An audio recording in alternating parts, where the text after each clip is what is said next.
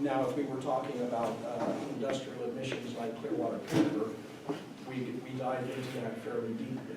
But right now, we really don't have a lot of regulatory oversight on VOCs out of individual private wood stoves. So that might be why I brushed over it so quickly. So Idaho has a tax deduction program for changing out these old stoves, and it's basically an incentive for folks that are thinking about it. That might give a little bit of encouragement and motivation to move forward and change out your stove. There's a number of very specific things, of course. If you do your own taxes, you'll know that there's fine print all over the worksheet. But so I'm gonna need to read these to you, and we can of course talk about them a little bit more. But in order to be eligible for Idaho's tax deduction incentive, the heating unit, the stove, must be for the buyer's resident. So it must be a residential private wood stove. The heating unit replaces an operable but uncertified pre-1992 wood stove. So that goes back, remember when we established the 1988 4.5 grams per hour or 2.5. They gave them 5 years to be able to make that upgrade. So we're talking about stoves that were that didn't have that original certification from back in the 1988 period, and they're stoves that are supposed to be operable, so that we know that what we're doing is we're taking some of that pollutant and particulates out of the air. The purchase and replacement must occur in the same calendar year. I think that's more taxes than it is environmental protection. Proof of purchase is obtained. The old wood stove is taken to a DEQ approved drop-off site within 30 days of purchasing the new appliance. And I'll talk a little bit more about that in this next slide.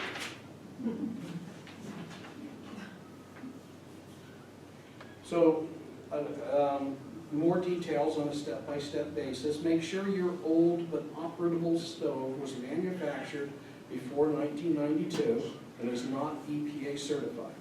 Purchase and install your new EPA certified heating unit within the same calendar year. And then recycle your old stove at an approved drop-off site. The fire brick, the lining that's inside of the stove, has to be removed first. But then you can take it to an approved drop-off site. When you drop it off, you notify the attendant that you plan on taking the deduction and that you'd like to have a DEQ receipt. When you complete your Idaho tax return, your Form 40, be sure to use the Idaho Supplemental Schedule 39R. And I'm not sure why they have that as a Form 40 in the Schedule 39R. And I've been doing my taxes for here in Idaho, I don't know, 30 years, and we don't necessarily have a 32 or a 36 or a, you know, when you go and get that brochure, it's still the same two forms. I don't know why they have them like that, but. And then remember to claim your deduction the following 3 years. So the deduction extends over a 4-year period. Now the reason why you want to go to an approved site, and Latah Sanitation here just outside of town, that's an approved site, as well as the Pacific Steel and Recycling, which is the recycling folks down in the Port of Lewiston, in Lewiston. And that's because we have an agreement with these folks that they will destroy these old stoves before they recycle them. so that we don't put them back into use.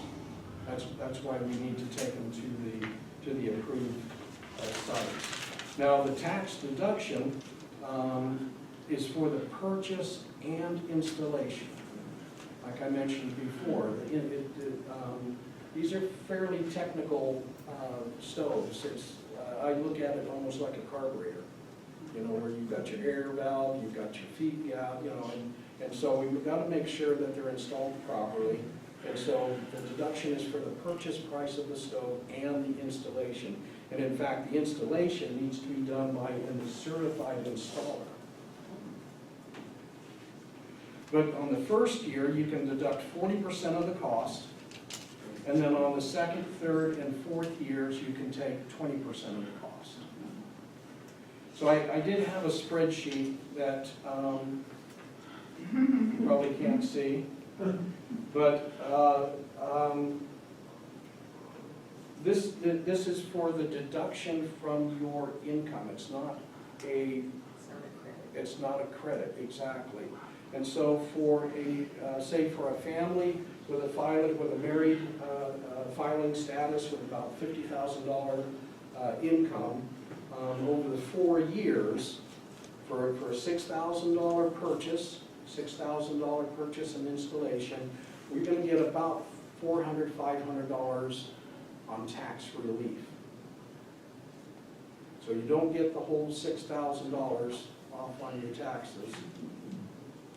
You're able to take, the first year you get the 40%, and then the following year you get 20%. And that basically lowers your income so that when you calculate your taxes will come out less.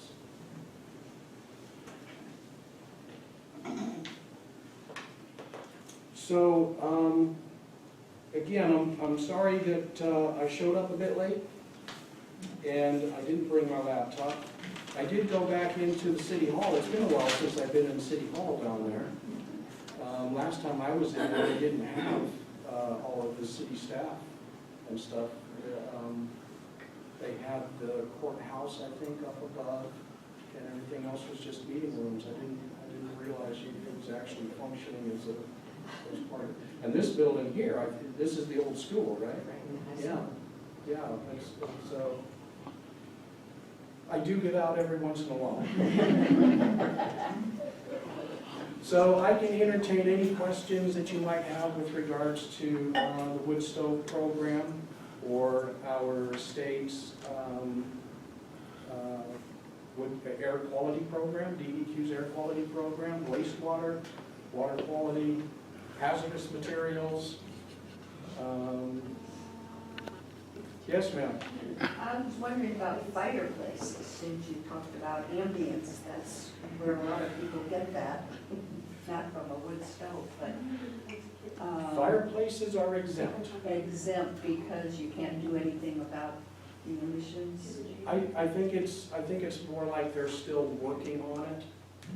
You know, one of the things that our agency does, and I think EPA as well, is that when we deal with rulemaking on these types of rules where it affects people and their personal lives, and there's different philosophies that surround the positive or negative aspects of the rules and regulations, we have what we call negotiated rulemaking.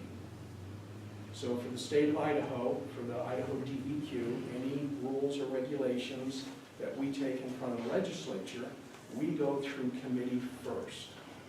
So that when we go in front of the legislature, and the legislature listens to the lobbyists, and the lobbyists say, oh, the nasty DEQ is doing this and that to us, they want to make sure that we've taken their concerns into account.